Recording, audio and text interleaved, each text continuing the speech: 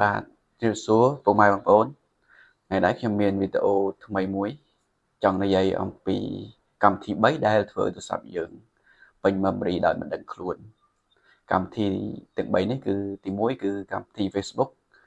កម្មវិធីទី2គឺកម្មវិធី TikTok ហើយនិងកម្មវិធីទី3គឺកម្មវិធី Telegram កម្មវិធីទាំង3នេះដែរដែលយើងប្រើប្រាស់ប្រចាំថ្ងៃហើយពេញនិយមនៅក្នុងបណ្ដាញសង្គមផ្សេងៗដែលយើងប្រើប្រាស់ហើយយើងក៏មិនបានចាប់អារម្មណ៍ទៅលើការប្រើប្រាស់នេះដែរជាមួយហេតុមួយដែលយើងមិនបានដឹងខ្លួនថាទូរស័ព្ទយើងឆាប់ពេញ memory ក៏ដោយសារមូលហេតុអ្វីអូខេឥឡូវសូមនាំបងប្អូន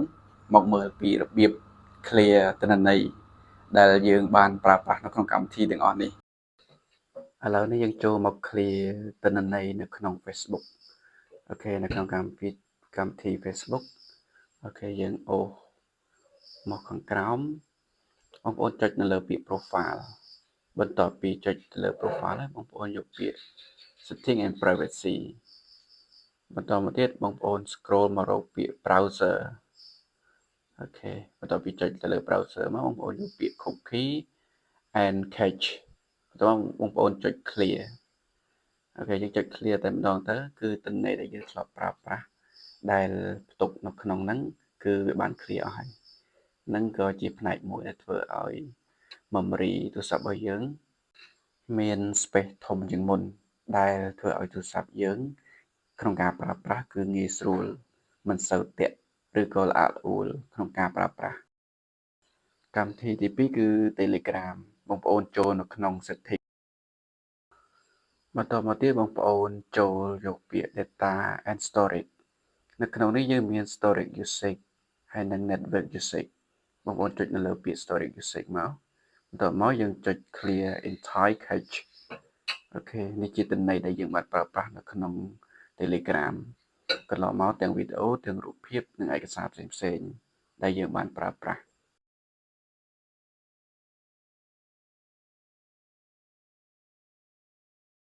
ដែលធ្វើឲ្យទូរស័ព្ទយើងឆាប់ពេញដូចគ្នាដែរអូខេកម្មវិធីទី3គឺកម្មវិធី TikTok បងប្អូនចុចលើពាក្យ setting and privacy មកបន្តមកទៀតបងប្អូនជ្រើសរើសពាក្យ free up space អូខេនៅក្នុងចំណុចនេះយើងចុចទៅលើពាក្យ cache នេះយើងចុច clear មកអូខេនេះជាទិន្នន័យដែលយើងធ្លាប់ប្រើកាលពីមុនមកដែលធ្វើឲ្យទូរស័ព្ទយើងឆាប់ full memory ហើយកន្លែងត្រង់ download ក៏បងប្អូនចុច clear មកព្រោះនៅក្នុង TikTok នៅពេលខ្លះបងប្អូនបាន download តែយើងអាចបានដឹងទេទិន្នន័យនៅក្នុងនោះយើងបានប្រើប្រាស់យើងចេះឆ្ងល់ថាទូរស័ព្ទយើងមិនក៏ memory ឆាប់ពេញគឺដោយសារមូលហេតុហ្នឹងសូមបងប្អូនជួយ subscribe channel ខ្ញុំបាទអ្នកមួយផង